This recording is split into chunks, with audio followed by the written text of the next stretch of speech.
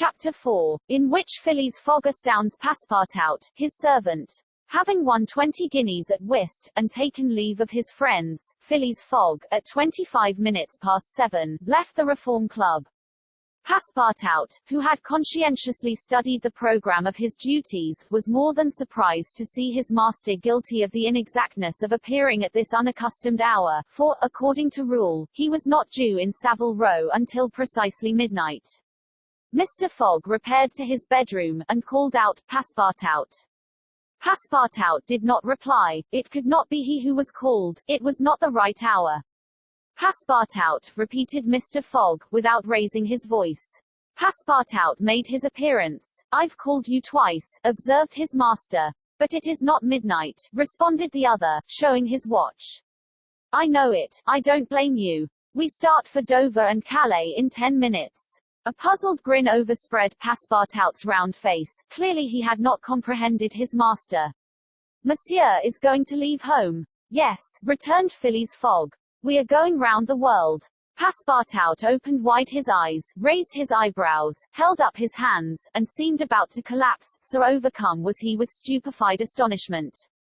"Round the world," he murmured. "In 80 days," responded Mr. Fogg. "So we haven't a moment to lose." "But the trunks," gasped Passepartout, unconsciously swaying his head from right to left. "We'll have no trunks, only a carpet bag, with 2 shirts and 3 pairs of stockings for me, and the same for you. We'll buy our clothes on the way. Bring down my mackintosh and travelling cloak, and some stout shoes, though we shall do little walking. Make haste." Passepartout tried to reply, but could not. He went out, mounted to his own room, fell into a chair, and muttered, "That's good, that is.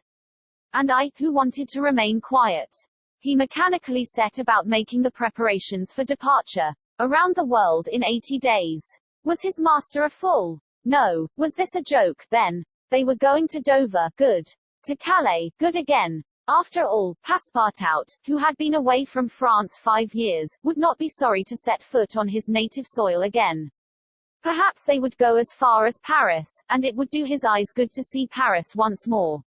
But surely a gentleman so chary of his steps would stop there, no doubt, but, then, it was none the less true that he was going away, this so domestic person hitherto.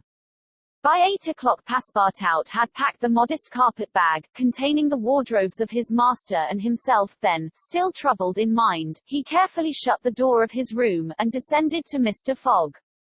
Mr. Fogg was quite ready. Under his arm might have been observed a red-bound copy of Bradshaw's Continental Railway Steam Transit and General Guide, with its timetables showing the arrival and departure of steamers and railways.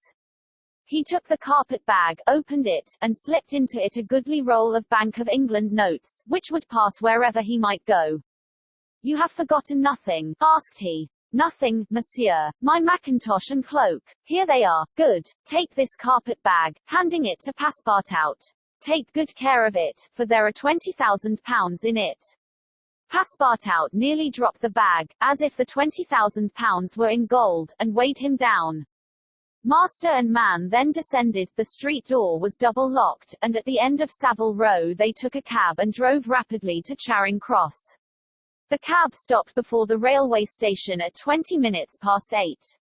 Passepartout jumped off the box and followed his master, who, after paying the cabman, was about to enter the station, when a poor beggar woman, with a child in her arms, her naked feet smeared with mud, her head covered with a wretched bonnet, from which hung a tattered feather, and her shoulders shrouded in a ragged shawl, approached, and mournfully asked for alms. Mr. Fogg took out the 20 guineas he had just won at whist, and handed them to the beggar, saying, "Here, my good woman. I'm glad that I met you," and passed on. Passepartout had a moist sensation about the eyes. His master's action touched his susceptible heart.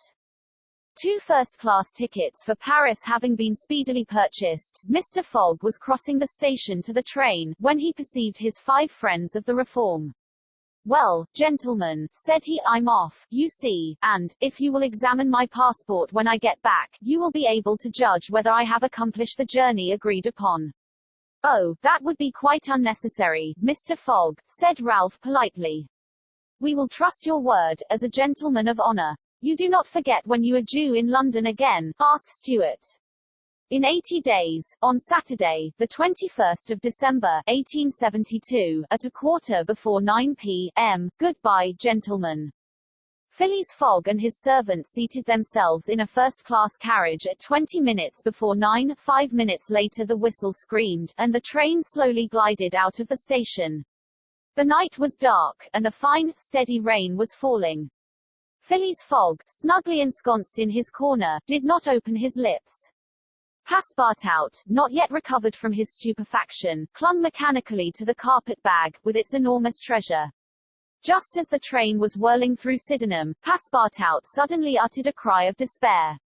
"What's the matter?" asked Mr. Fogg. "Alas! In my hurry, I forgot." "What?" "To turn off the gas in my room." "Very well, young man," returned Mr. Fogg, coolly, "it will burn, at your expense."